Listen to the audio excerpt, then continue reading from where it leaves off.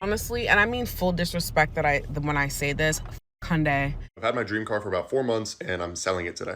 Well, maybe I shouldn't say it's my dream car because literally right after I bought it, I realized I didn't really like it that much. This is a sign that if you ever want to get a Range Rover, just don't get it. So today we're going to be taking a look at some people who regret their vehicle purchases. This can be for a number of reasons, but at the end of the day, it's never a cheap fix. Depreciation takes a toll on your car every single day, along with the monthly car payments, the insurance, and maintenance as well. That's why I think it's so important to have some sort of car knowledge before buying. I'm not saying that everyone needs to be some sort of car nut and know the ins and outs of every vehicle on the road, but just some basic knowledge could save you a ton of money. We got a lot of stuff to go over today, along with comments from you guys from previous videos. So if you want to be featured on a future video, leave them in the comments down below. But let's just jump right into it. I have a Toyota Sequoia TRD Pro. I thought it was the best purchase of my life, okay? Until yesterday, when I had to go buy 4 tires and an alignment and spent $2,000 for rubber? Oh, because I need the off-road tires for I don't even go off-road. I don't even go off-road. It's okay. I'll be fine.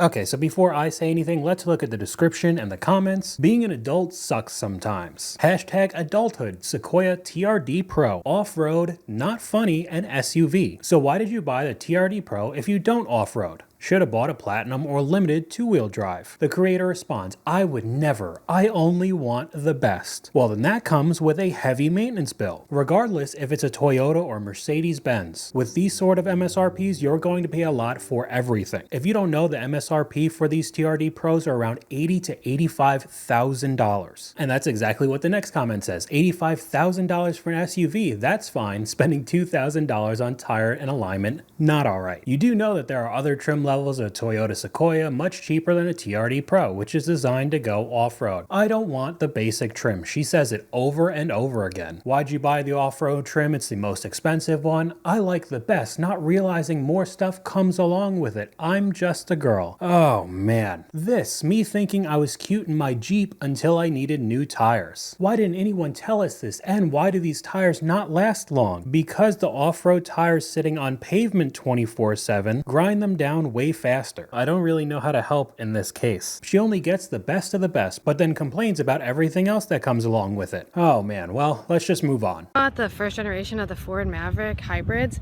I'm not going to say that it was a total regret, but honestly, it's given us so many issues. Let's just start with all of the good things that we like about it. I like the gas mileage, obviously, because it's like insane. It gets like 40 miles to the gallon. It is like a cute little truck. I feel like it's nice for like being a work truck. Obviously, it's like low to the ground, so it's not going to be like you're doing anything crazy with it. You're not going to be like towing a boat or anything with this one. But it's just nice because it was like 20 grand and that was it. For a brand new truck, it can't go wrong. It has definitely given us lots of issues though, like a ton of recalls. Babe, do you know how many recalls it's given us? Like 6. It's ridiculous. The backup camera's frozen. It's been stuff with the hybrid system, stuff with the airbags, the seat belts. I mean, it's like nonstop. Plus, it's just everything's made very, very cheap in this car. Hence, yeah, the price was only 20 grand though for a brand new truck. So, I mean, you kind of get what you pay for. He said it is made kind of cheap. Like, things are just not lasting. Like the steering wheel, this, and it's really only been 3 years, which is a little bit crazy. 20 grand, 40 miles per gallon, you've had 6 things fixed for free. None of these are negatives, by the way. However, it just shows the lack of quality with this vehicle. What is it going to look like down the line, if it even lasts that long? Yes, in today's world, that price is very cheap, but clearly these are the type of issues that come with it. You're not going to be getting 40 miles to a gallon if the hybrid system is constantly having problems. You won't be driving the thing, period, if you have to keep going back to the dealership for some recalls. The steering wheel already being worn down, along with the leather, probably fake leather. At only 3 years old, what is it going to look like at 10 or 15? And this is just my personal opinion. I know people go above and beyond when they're talking about work trucks. They get some F350 dually when they're barely doing anything that requires it, spending 6 figures while doing it also. But if you've ever seen what the Ford Maverick looks like in person, it is very small, even comparing it to a Tacoma. So if you do have to use it to haul some pretty heavy items often, it might not be the truck for you. But we could look at some more comments. Its older cousin would never the Ford Ranger. Buying a first-gen car never ends well. You kind of are the guinea pig most of the time. And we have a comment from you guys right here. Worst mistake ever was paying $70,000 on a full-size SUV that's only worth $30,000 now. Well, we could take a look at another clip right here of somebody regretting their vehicle and losing 20 grand because of it. Calling a customer on his 2019 Dodge Hellcat. He wants to sell. You got this 2019 Dodge Charger with 44,000 miles, right? Yeah, 44, almost 45, yeah. Tell me a little bit about it, man. Like, what are you looking to get for it? I shouldn't have bought it. I mean, I wanted it, but I shouldn't have bought it because my daughter's going to college, my son's going off to college. It's not that I can't afford it. It's just I like to get rid of it because the payment's a lot and I can save some more to help put the, money away for them. But I owe 70 on. I know you probably can't give me that. I just need to know how close you can get to help me so I can not put much down to pay the difference to get rid of it. What are your monthly payments on it? $1,245. And when did you buy it? February 16th of this year. Oh, wow, man. Okay. It's not the wide body, so that's something that's going against you, man. 45,000 miles, no accidents. So I got MMR pulled up and also AccuTrade. I can do a solid, 48 on it, 49. All right. Him just saying, all right, losing 20 grand because he wanted to get out of a $1,200 car payment. Those Dodges have so many people in a chokehold. It's unreal. I seriously don't know how anybody walks away with a payment like that. It's ridiculous. It's almost my mortgage payment. And we got another comment from you guys. Here's your reminder. If you're planning to buy anything, products are terrible today, especially with those modern vehicles. Do not buy an Audi SQ5.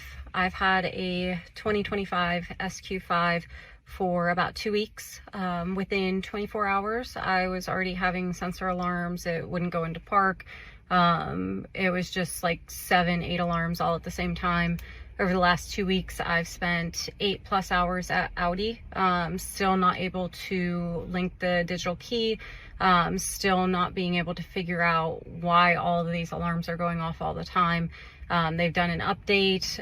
Honestly, love the aesthetics. Absolutely obsessed with the aesthetics in this car. I will actually stitch in like a night view of the car. Aesthetics are just chef's kiss, but sensor wise, like software issue, just not worth it for the price. And that's how they get so many people in today's world. I love the aesthetics of the car, which means I like the way it looks. It's nice and fancy. It's got the Audi logo. It's an SQ5, not even a Q5. Other people are going to be even more impressed. However, the actual car is a total nightmare. And we'll take a look at the starting MSRP. 2025 Audi SQ5 starts at around $64,800 for base model trim, up to $67,000 and over $70,000 depending on options. I highly doubt that this was an absolute base model and you're still having all of these problems. Audi and Volkswagen are junk. Don't buy an Audi, that's it. Anyone who knows anything about cars knows how terrible they are. I think recently Audi's been taking a hit regardless because about 10 years ago, their whole vehicle lineup looked pretty nice comparing it to BMW and Mercedes-Benz, but they haven't really changed that much since. And clearly the quality hasn't gotten any better, and unfortunately she's dealing with the consequences. What is a vehicle that people buy and then secretly won't admit that they don't like? Cheap Wrangler. They're cool looking, so they want to look cool while they're driving it, but it's not worth it. They are not reliable at all. What car do people secretly regret buying but won't admit it? Maybe like an Alfa Romeo. Alfa Romeos are great, but when that maintenance bill hits, dude, they're crying. What about you? I think people haven't done their research on Electra. They usually will not be prepared for road trips or how fast electricity goes down. If they don't have a way to charge it at all, they'll be breaking real fast. Okay, so the first two I do agree with. The Jeeps, the Wranglers look cool, nice off-road looking vehicles, but even just the tires like the first clip. Replacing those are not going to be cheap, along with the plethora of other issues. Same with the Alfa Romeo. I personally think the Giulia is a very nice looking car. However, I would never get one because of the lack of reliability, on top of how much it costs to fix it. But then the last one, we've had entire dedicated videos on this channel talking about electric cars. It is truly insane some of the owners do no research before buying one. I guess they think they could just plug it into a random outlet in their house and it'll charge in just a few hours and you'd be on your way. And that's just not the case at all. Hyundai, Kia, Jeep, Nissan, Genesis, Infiniti are all garbage. Not so secretly hate my Mazda CX-50. My Wrangler has been the biggest piece of crap I've ever owned. But we'll go back to the comment talking about electric vehicles with this one. Yeah, it's great. Get an electric car. Snow on the ground. I am charging my car at an apartment complex. I don't know where the f I'm at, but because when you turn the heat on in these pieces of cars, the mileage goes down. So now I started here at 98 miles. I'm here 25 minutes. It went up 1 mile. What a great investment this was. Sitting in the snow and the cold, watching my car charge.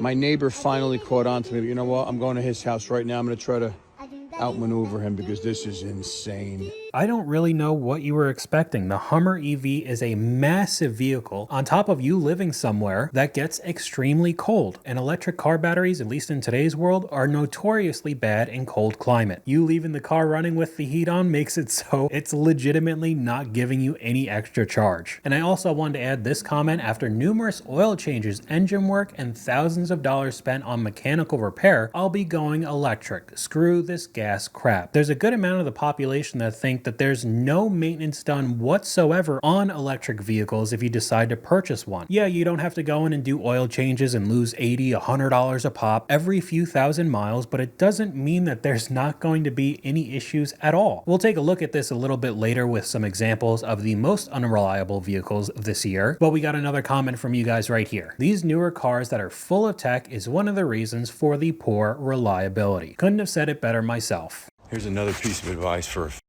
all of America from a 30-year technician. I've been a tech all my life since I was 18 years old.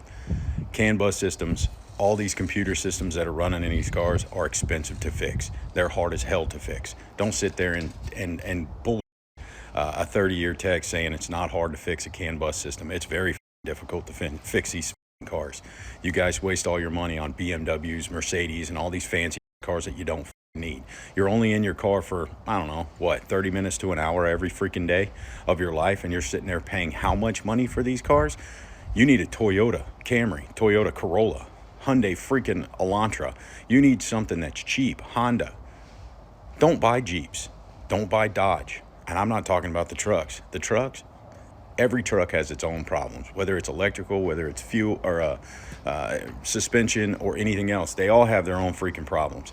You need to do some more research when you're buying these damn vehicles. And I agree with that 100%, but there's a few more things. I'm not on board with buying a Hyundai right now. I'm pretty sure what he was trying to mean is just a cheap vehicle, like an older Honda or Toyota. They'll have less tech, less electronics, which means the maintenance bill won't cost nearly as much comparing to Mercedes-Benz or BMW. Of course, like I always say, if you truly have that kind of money and you could deal with all the maintenance, then go get whatever you want. But most of the people on the road today that have those vehicles can't genuinely afford it. And another good point is raised in the comment section. Even cheap brands nowadays like Hyundai are trying to be fancy and have so many electronics, so the prices for them have gone up, including the maintenance bill. This is all brands. But let's go over to a clip of somebody crashing out because they bought a Hyundai. Honestly, and I mean full disrespect when I say this, Hyundai. I don't care, Hyundai, whatever you go by, you. Y'all knew your cars were faulty. Y'all knew it, and it's still on the market, and you're still selling it. And I get it. Maybe it's my fault. I live in Philadelphia, but the amount of times that every time, I swear to God, at least once a week, every time I come, there's something wrong with my car. People were saying, unbeknownst to me, people were saying not to buy Elantra, not to buy Hyundai cars because their cars suck. I didn't know that. I was just very excited to buy a car. I saved up money. I bought a car that I thought was good. I guess, I really should have did my research. I'm so tired. Like, I didn't know. Apparently, there's like this faulty system and they're very easy to steal. The amount of times that my car windows have been smashed, the amount of times that people, like my fuse box have been tampered with. It's Halloween weekend. It's my niece's birthday, and I just want to spend time with my family. I'm pretty sure Hyundais and Kias have a difficult time with that right now. A lot of them are easy to steal if you really wanted to. And I don't know where she lives in Philadelphia. I guess it might be a rougher area. That kind of puts a target on your vehicle for a lot more vandalism, let alone all of the problems that come with it. I remember an older clip of a mechanic showing the amount of full engines he had for these Hyundai vehicles that he had to put in, because that's how bad the reliability is right now. And we have another comment from you guys right here. There's so much information online on what vehicles are reliable and which aren't. It amazes me how many people buy unreliable vehicles and then are surprised when they suck. That's what I hope these videos help you guys out with. I know a majority of people out there aren't car guys and don't really care about vehicles whatsoever, and that's fine. But I think everybody needs to have some base level knowledge on what vehicles are good, what aren't, especially when you're signing up for $600, $800, $1,000 monthly payments for years on end. But we could transition a little bit more into the dream cars segment and just having instant gratification, wanting the next thing over and over again, and how detrimental that could be to your bank account. And the moment that new car feeling goes away, I'm ready to get another car. And then people are surprised when we see clips of somebody having $50,000+ worth of negative equity because they just roll it into the next loan every few years. It seems like nobody wants to be content in their life. They always want bigger and better, even if they can't afford it. Here's another clip of somebody getting their dream car and it not actually being what they want. I've had my dream car for about 4 months and I'm selling it today. Well, maybe I shouldn't say it's my dream car because literally right after I bought it, I realized I didn't really like it that much. And it was really crazy because you work so hard to get to a level where you can afford these things that you've always dreamed of. And as soon as I did, I realized it wasn't what I actually wanted.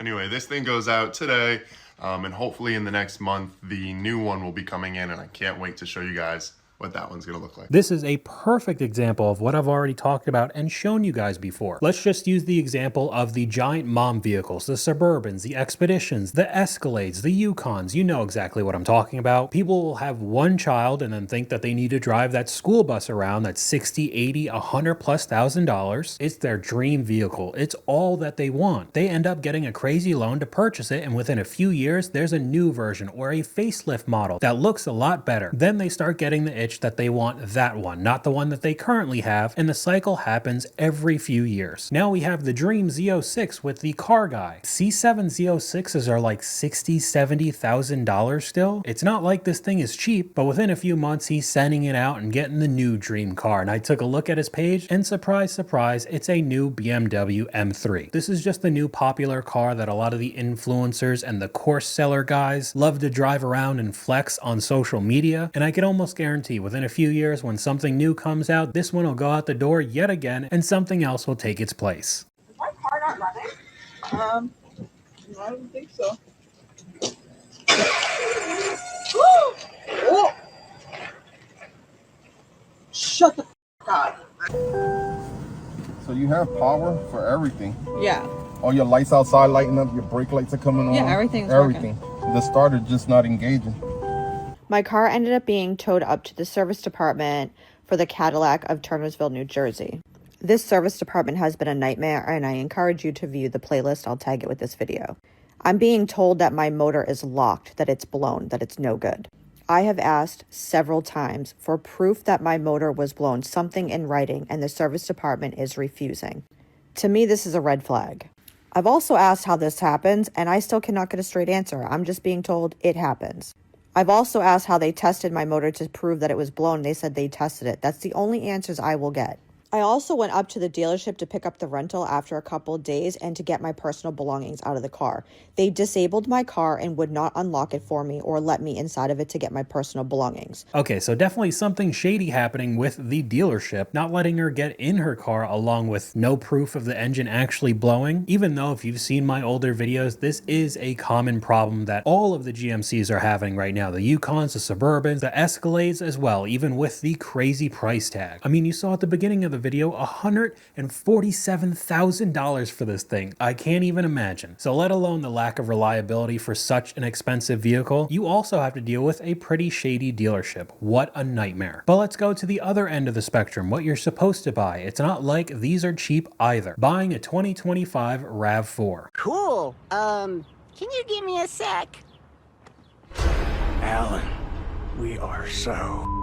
$656 for 7 years just for a RAV4. Who is taking out 7-year loans on a car now? Unfortunately, that's becoming more and more common. If you can't pay the car off in 3 to 5 years, then unfortunately you can't afford the car. Don't hate her, hate the inflation of car prices and the ridiculous things that dealerships add on top of sales. While I do agree with that, you still signed on the dotted line. Why are people normalizing a $600 car payment as something good or healthy? filthy. No sunroof? No way. Why would you do that? And even Toyota, the one that's supposed to be the most reliable, the newest vehicles coming out are starting to have their issues.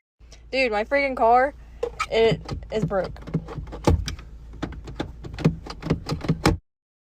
This is on a brand new 4Runner, by the way. These 6th Gen 4Runners have quality and reliability issues, unfortunately. Buy a 5th Gen 4Runner, thank me later. Former Toyota tech. She responds, yeah, I wish I would have known that before buying. Should have done my research. It's not going to help too much now. As a loyal Toyota driver, the new generation of Toyotas are trash. It's almost like everywhere you turn, you're just going to get burned. And we have a clip right here of a Tesla that's on screen. My cousin just got a dinosaur while showing the center iPad screen how slow and laggy it is. And I'm not specifically trying to pick on Teslas right now. This is what every vehicle is going to look like in the future. They all have these types of screens, and just like old computers, old laptops, they start slowing down with time, getting extremely laggy, basically being unusable. You don't think the exact same thing is going to happen with all of these vehicles? The entire secondhand market is going to look like a war zone, and all of the more reliable 90s, 2000s, early 2010 cars are going to start thinning out, so that's not going to be an option. So the only other thing you could do is to buy a brand new vehicle in 2035, 2040, when the MSRP is going to cost an arm and a leg. There's no winning in this situation. Nobody should be buying a Tesla that old. It's going to have so many problems. I feel like you could swap out Tesla with any other brand in this time period. What year? 2008. The future is not looking bright.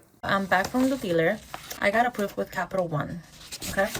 The first offer that they gave, they wanted me to get in this Honda that I didn't want. It had 20 miles and it was like a 2017. And yeah, it just didn't make sense to me. So I found another one, and it was a Nissan Kicks 2020 with 49,000 miles. And the offer that they gave me was 1,000 down, and it was going to be 72 months, 25% NPR, whatever, $474 a month. I wanted to have warranty. The warranty that they were offering me was $3,000 and $3,070. There was like add-ons of 1,000, and someone on here, they're like, help me and stuff. So yeah, he told me that that was not a good deal. I don't know. The loan was going to be $19,000, right? Okay, let's do some quick math. $474 for 72 months is over $34,000 for a Nissan Kick. Add in the $1,000 down payment, so over $35,000 without the insurance or maintenance. She had an offer for 25% APR. Oh man. But she didn't want to get that old 2017 Civic. That was terrible, right? A 2025 Nissan Kick MSRP is $21,830. And she would have paid over $35,000 for a used one with 50,000 miles. Now, luckily, she said she was going to think about it, and she ended up making this video, which turned into a whole ton of comments of people telling her not to do it. So she didn't. Don't get a Nissan Kicks. Almost any Honda is better. 25% APR is insane. Get a scooter. 25%. Please don't do that ever. So I'm glad that at least she dodged a bullet, but in this next clip, I don't think this person was so lucky. I have a 2025 Nissan Versa financed through Santander. The car has 12,877 miles, nothing mechanically or cosmetically wrong with it. I got a cash card from my mom, so I just really don't want to have a car note anymore. It's a great, reliable car. The problem is I owe more on it than it's worth. I owe $22,000. So if anyone's interested in a new car or know anyone is interested, can you please share the word? A 2025 Nissan Versa starts at an MSRP of $17,390, and she owes over $22,000 trying to get rid of this thing. Nobody is going to buy this, or she's going to take a pretty hefty loss. Here's another one, a notoriously bad brand, the Range Rovers. This is a sign that if you ever want to get a Range Rover, just don't get it. Just get a Benz, because this car gives me so many issues. Like, I'm literally pressing the key fob to open the door, and only the back handle opened up. And it's not even opening up my car. Like, I'm so irritated. Like, this literally is the worst car. Now I have to tow it back to Land Rover.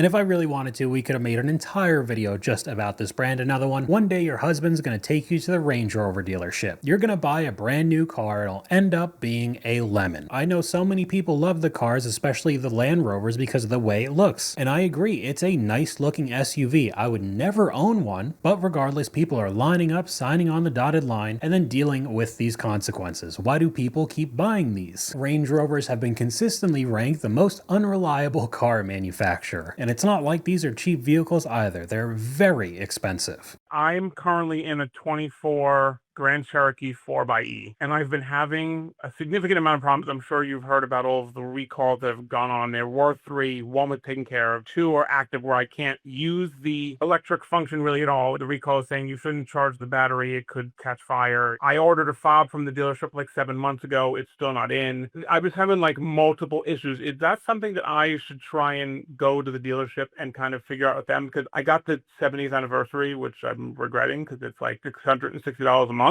I don't want to do something now and roll negative equity into my next lease. So what's your question? To go to the dealership to talk to them about what? At this point, with the 2 open recalls, I almost feel unsafe. The car could catch fire. Yeah, so common misunderstanding. The dealership has nothing to do with this, right? It's not their car. They've sold it to So it's the actually bank. Jeep. Who are you making your payments to? I believe it's the direct cancel. So your first step would be to call or corporate. It's the same thing as if you were to walk into a random dealer and talk to them about it. They'd be like, dude, this isn't our car. We have nothing to do with this. Go talk to Jeep. Alright, so because you bought this thing that's a hunk of junk, you're legitimately worried about it catching fire if you use it, they're going to make you run around in circles going to the dealership. It's not their problem. Then you got to talk to the bank with the loan. Then you got to go straight over to Jeep to try to be able to resolve this problem that so many people are having right now.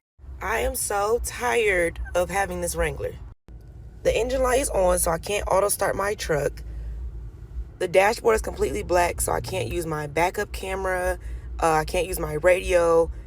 This is a brand new Jeep, and when I tell you every 6 months, it's something, I can't take it. Jeeps have been garbage. People buying them now just to put rubber ducks on the dash. Just empty every pocket. That's what Jeep stands for. But let's finish off this video with some of the most unreliable vehicles of 2025. These are the 12 most unreliable cars and SUVs of 2025. Number 12 is the 2025 Tesla Model Y, which has a JD Power Reliability score of 69 out of 100. Number 11 is the 2025 Rivian R1T, which also has a JD Power Reliability score of 69 out of 100. Number 10 is the 2025 Lincoln Nautilus, which has a JD Power Reliability score of 69 out of 100 as well. Number 9 is the 2025 Alfa Romeo Tonale, which has a JD Power Reliability score of 68 out of 100. Number 8 is the 2025 Audi Q7, and that has a JD Power Reliability score also of 68 out of 100. Number 7 is the 2025 Audi Q4 e-tron, and that has a JD Power Reliability score of 67 out of 100.